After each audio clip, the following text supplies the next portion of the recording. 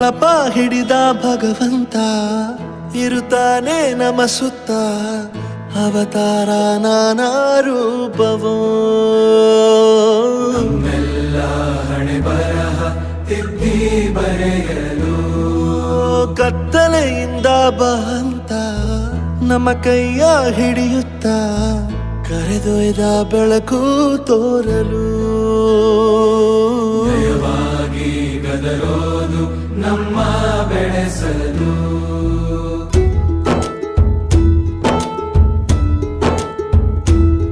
ಭಾಷೆ ಅಮೃತ ಕುಡಿಸೋ ತಾಯಾಗಿ ಭಾಷೆ ಅಮೃತ ಕುಡಿಸೋ ತಾಯಾಗಿ ಭವಿಷ್ಯ ಬರೆವಂತ ತಂದೇನೋ ಆಗಿ ಬರೆವಂತ